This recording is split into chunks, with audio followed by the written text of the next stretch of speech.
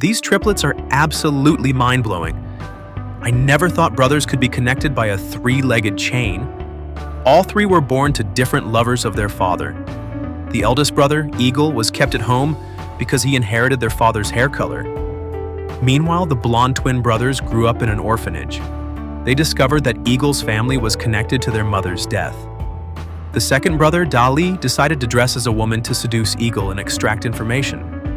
He noticed that Eagle often went to the bathroom to vomit. So he intentionally made noises to mock him. Not wanting his secret to be exposed, Eagle chased after him.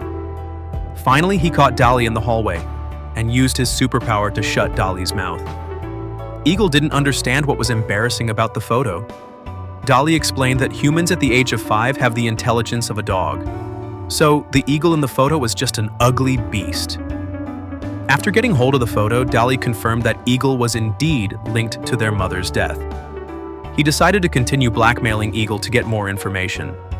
And then, the unimaginable happened.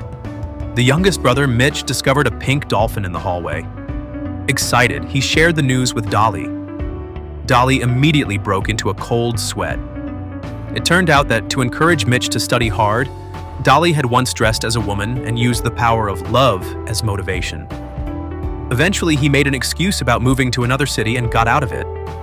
The pink dolphin and blue dolphin were their tokens of affection.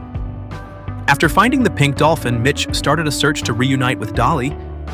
Dali almost died laughing when he saw it, simply because Mitch's drawing skills were way too abstract. Unexpectedly, Eagle came across the missing person poster and managed to recognize Mitch's unique drawing style. After making some edits, Eagle successfully recreated the image of Dali in drag. With the help of his classmates, Mitch tracked down Dali, who was trying to bait Eagle. Things were really about to go south.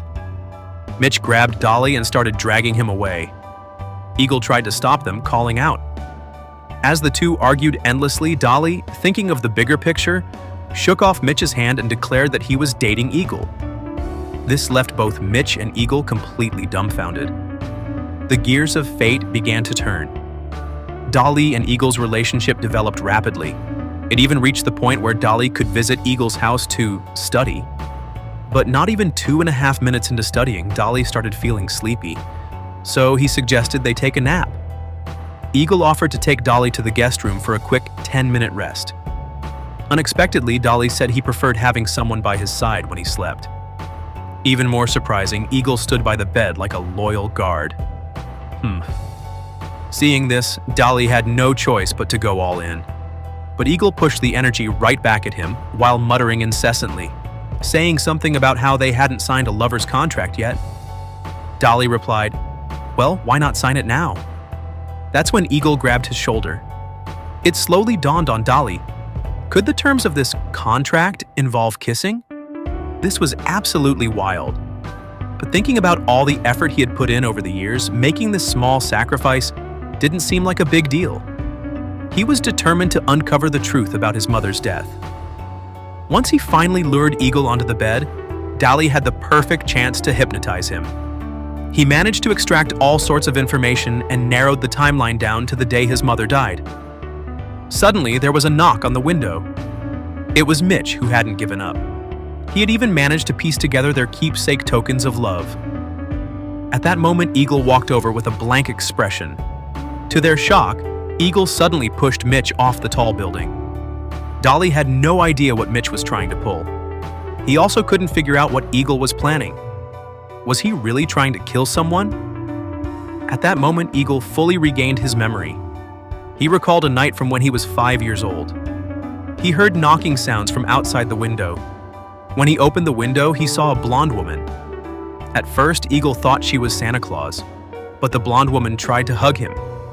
In a moment of panic, he pushed the woman out of the window. After hearing this, Dali finally discovered the cause of their mother's death. He couldn't wait to share this news with Mitch. "I don't forgive you," Mitch muttered, after realizing the girl he secretly admired was actually his brother in disguise. This revelation completely shattered him, and he retreated into a deep state of self-isolation. Some days, he slithered around like a snake, while other days, he ate in the manner of a dog. These bizarre behaviors left the kind-hearted glasses-wearing boy who had taken Mitch in completely bewildered. Fortunately, after spending 3 days together, Glasses began to get used to Mitch's strange behavior. However, what concerned him most was what Mitch had been through. Could it be that he was abused by his adoptive parents? Just as Glasses started to overthink, his sister opened the door and said that someone was here to see him. However, Glasses could have never imagined what he was about to see. When he opened the door, standing there was the same friend who had just been eating in his room moments ago. Glasses was completely dumbfounded. To this, the brother simply explained that he had climbed out of the window and now wanted to come back inside. Although it seemed a bit strange, Glasses didn't think much of it. But just as the two were about to enter the room, the brother used the excuse of wanting red tea to send Glasses away. Once inside the room, the brother darted straight to the wardrobe. He then pleaded with his younger brother to return to his side. However, no matter how hard he tried to persuade him, the younger brother resisted with all his might, refusing to see him. Seeing that Glasses was already returning, the brother had no choice but to disguise himself as the younger brother. Perhaps to lighten the mood, Glasses suggested that the brother should teach him how to study. Although the brother readily agreed, inwardly he cursed Glasses for being overly helpful. But one has to admit, the brother's clever tactics were truly impressive. Not only did he manage to casually brush off Glasses, who had been randomly punched, but he also subtly reminded his younger brother not to forget the vow they made at their mother's grave.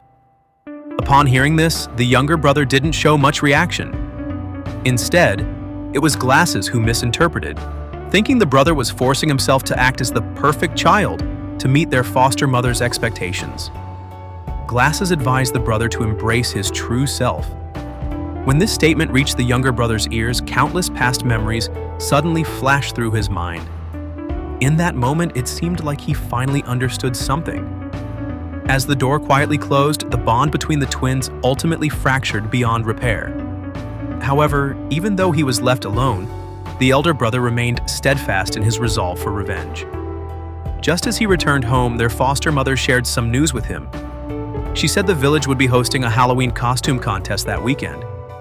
In past contests, the champion was usually taken by Ichijo. Upon hearing this, the older brother immediately had an idea. Wouldn't this be the perfect chance to make Ichijo die a humiliating death in front of everyone? And so, when the weekend arrived, the brother donned his alluring mosquito costume, officially kicking off his revenge plan. Since the contest results were determined by the villagers' votes, every participant had to perform on stage. Among them, Glasses and the younger brother, with their bizarre bird symbols, miraculously received applause from many in the audience. When it was the older brother's turn, he filled his mouth with tomato sauce beforehand. Then, after stepping on stage, he began wildly spitting blood everywhere, which immediately drew boos and jeers from the audience. But everything he did was part of the plan. He wanted to distance himself from the championship seat. It turned out he had already rigged that seat. As soon as Ichijo sat down, the pumpkin tied above would come crashing down on his head. Soon, amidst the cheers of the audience, Ichijo finally took the stage. However, something strange happened. Ichijo hadn't dressed up at all. He didn't even respond when the host tried talking to him. His disheveled appearance immediately sparked whispers among the crowd. Seeing that the situation was not going as planned, the older brother quickly adjusted his strategy. He dashed through the audience, creating a narrative that Ichijo was portraying a broke, destitute man. Realizing this angle, the audience was instantly captivated by Ichijo's brilliant acting skills. Everyone eagerly started casting their votes for Ichijo. Seeing this, the older brother finally breathed a sigh of relief. Now, as long as Ichijo sat on the throne, everything would be over. However, just as the older brother was looking forward to this moment, Ichijo, with a face full of despair, declared that he wasn't worthy of being the champion. He decided to forfeit. The onlookers assumed that Ichijo was still deeply immersed in his character. To respect his decision, the championship was passed on to the two big birds instead. At last, the older brother successfully freed himself from the situation.